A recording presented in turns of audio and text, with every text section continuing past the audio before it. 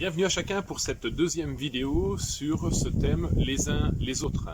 Nous avons parlé hier d'être membres les uns des autres et j'aimerais vous encourager aujourd'hui avec ce thème porter les fardeaux des uns des autres. Combien d'hommes et de femmes ploient sous des fardeaux que personne ne connaît ni ne voit. Autour de nous, des cœurs chargés attendent souvent en vain du secours.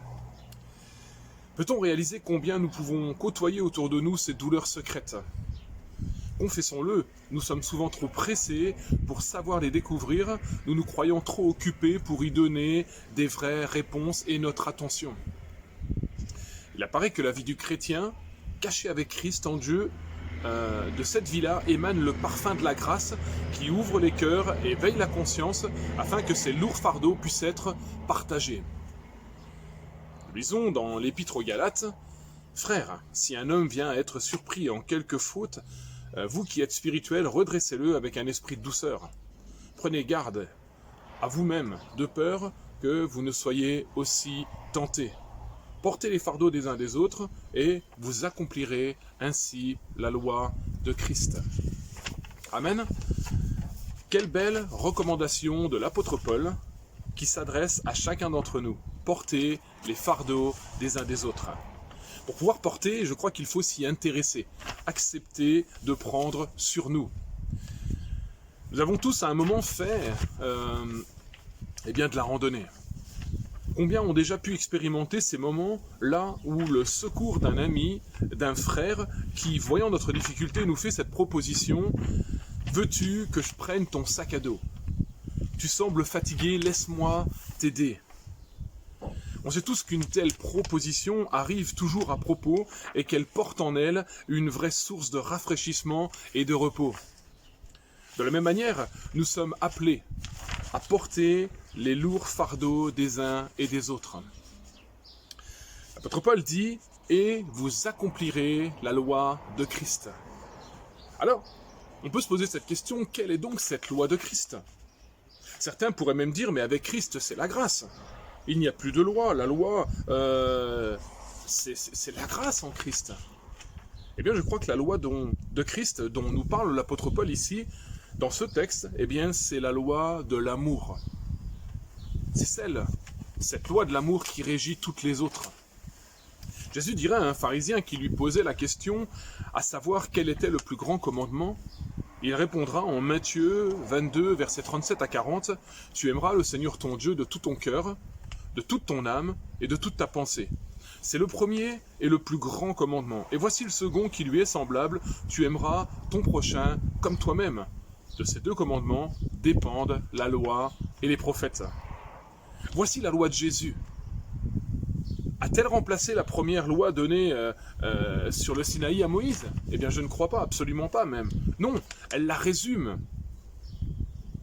Elle la résume en ce que toute la loi a pour base l'amour de Dieu et l'amour du prochain. Autrement dit, ce que nous faisons les uns les autres et les uns pour les autres, eh bien, ne doit pas être motivé par une recherche de satisfaction personnelle ou encore pour être vu. Non, la seule motivation doit être l'amour pour l'autre, l'amour de l'autre, quoi qu'il nous en coûte. La parole de Dieu nous donne cette recommandation.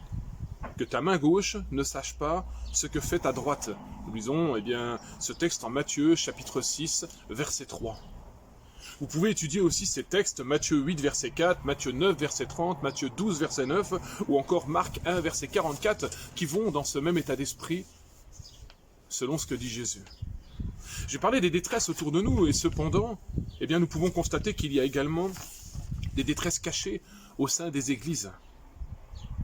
Que de peines profondes autour de nous.